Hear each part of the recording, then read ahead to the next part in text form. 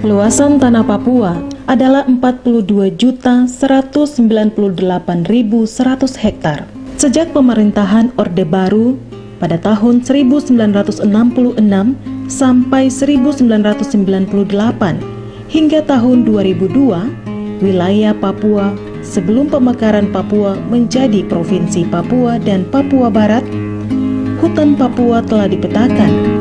Berikut ini adalah pembagian fungsi hutan Provinsi Papua dan Papua Barat setelah pemekaran pada tahun 2003 sebagai berikut.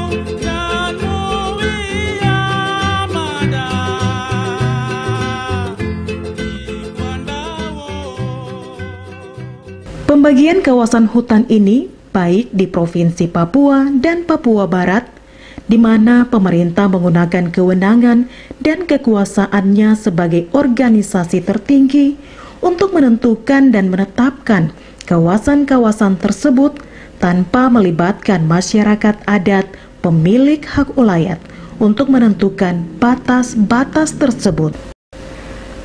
Papua sejak lama telah menjadi incaran pengusaha atau investor, baik itu perkebunan kelapa sawit, perusahaan kayu, pertambangan, dan hak tanaman industri untuk melakukan aktivitas investasinya di tanah Papua. Semua aktivitas perusahaan di Papua difasilitasi oleh pemerintah Indonesia dan didukung oleh aparat keamanan baik TNI dan Polri. Di bawah ini menyajikan perizinan-perizinan yang dikeluarkan oleh pemerintah untuk perusahaan-perusahaan sebagai berikut. Provinsi Papua dengan total luasan 20.651.950 hektar dengan jumlah perizinan 288 izin. Provinsi Papua Barat dengan total luasan 8.567.705 hektar dengan jumlah perizinan 153 izin. Total luasan tanah Papua seluas 29.219.655 hektar dengan jumlah perizinan 441 izin. Setelah tanah dan hutan di Jawa, Sumatera, Kalimantan, dan Sulawesi sudah tidak ada tempat lagi untuk memperluas investasi para pemodal, kini tanah Papua menjadi incaran dan sasaran proyek-proyek akumulasi modal.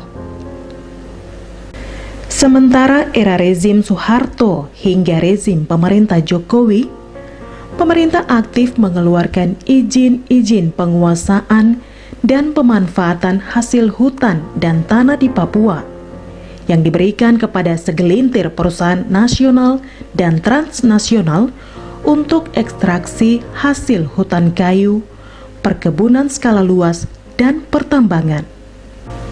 Prakteknya, pemberian hak dan izin pemanfaatan tersebut dilakukan tanpa ada konsultasi dan persetujuan masyarakat. Terjadi perampasan hak, kami memandang urgensi menyelamatkan tanah dan orang asli Papua. Pertama, pemerintah segera mereview dan mencabut izin-izin perusahaan yang bertentangan dengan peraturan perundang-undangan, cacat hukum, dan merugikan hak-hak hidup orang asli Papua. Kedua, pemerintah memberikan sanksi seadil-adilnya bagi perusahaan dan pemulihan hak-hak masyarakat korban dari kejahatan lingkungan dan pelanggaran HAM yang ditimbulkan dari aktivitas bisnis pembalakan kayu, hutan tanaman, perkebunan, dan pertambangan. Ketiga, kepada produsen dan konsumen untuk tidak menggunakan dan mengonsumsi produksi hasil-hasil eksploitasi sumber daya alam di Papua yang dihasilkan dengan cara tidak adil, melanggar HAM, dan merusak lingkungan.